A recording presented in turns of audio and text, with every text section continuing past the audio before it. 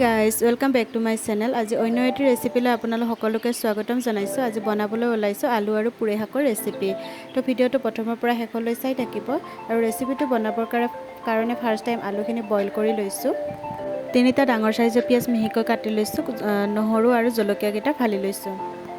আৰু এইফালে পুৰৈ শাকখিনি মই ধুনীয়াকৈ ধুই কিনে চাফা কৰি লৈছোঁ আৰু ডাঙৰ ডাঙৰকৈ কাটি লৈছোঁ।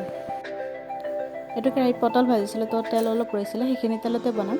ইয়াতে দি দিছোঁ পাঁচফোৰণ আৰু লগতে নহৰু কেইকোম দি দিছোঁ গোটা গোটাকৈ।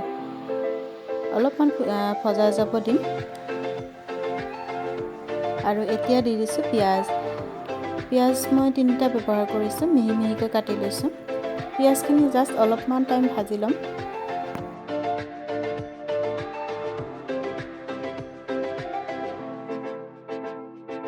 পিঁয়াজখিনি বহুত টাইম ভাজা যাব নিদিওঁ, কাৰণ ইয়াত পানী ব্যৱহাৰ নকৰোঁ যে, তাৰ কাৰণে। এতিয়া দি দিছোঁ অলপমান হালধি আৰু সোৱাদ অনুসৰি নিমখ। এতিয়া ধুনীয়াকৈ মিক্স কৰি ল'ম। আৰু এতিয়া দি দিম আলুখিনি বইল কৰি ৰখা।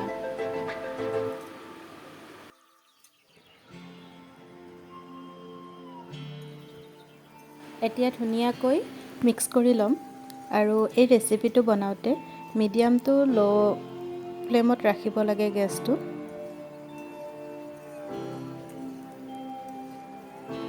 আৰু ধুনীয়াকৈ ঢাকোন লগাই লগাই ভাজি থাকিব লাগে।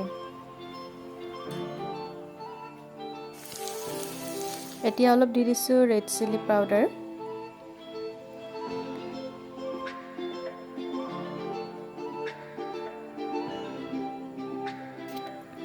ধুনীয়াকৈ লৰাই থাকি ভাজি থাকিব লাগে।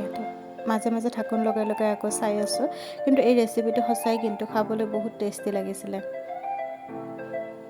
আপোনালোকেও যদি খাই পোৱা নাই এবাৰমান ট্ৰাই কৰি চাব, তাৰপিছত মোক কমেণ্ট কৰিব ভিডিঅ'টোত। আলুখিনি ধুনীয়াকৈ ভজা হৈ গৈছে।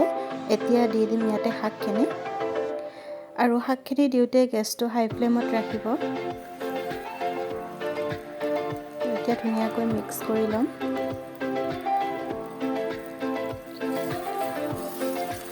দেখাত শাকখিনি বহুত যেন লাগিছিলে, এতিয়া কমি গ'ল গোটেই। তো ধুনীয়াকৈ মিক্স কৰি কৰি ভাজি থাকিব। ঢাকোন লগাব নালাগে, ধুনীয়াকৈ এনেকৈ 5 মিনিটমান সময় লৰাই লৰাই ভাজি থাকিব। সঁচাই কিন্তু দেখিবলৈ ইমান ধুনীয়া লাগিছে আৰু কিন্তু খায়ো সঁচাই বহুত টেষ্টি লাগিছিলে। এবাৰমান আপোনালোকেও ট্ৰাই কৰি চাব, সঁচাই খাই কিন্তু বহুত ভাল পাব। আমাৰ আলুৰ সৈতে পুৰৈ শাকৰ ভাজি ৰেচিপিটো আমাৰ ৰেডি হৈ গ'ল। একদম চিম্পুলকৈ, বহুত মছলা ব্যৱহাৰ কৰা নাই। তো আপোনালোকে এবাৰমান খাই চাব। এইটো আপোনালোকে ভাত আৰু ৰুটিৰ লগত খাব পাৰিব, ধুনীয়া লাগিব। আৰু ভিডিঅ'টো যদি ভাল লাগে লাইক, কমেণ্ট, ছাবস্ক্ৰাইব কৰি দিব। Bye bye.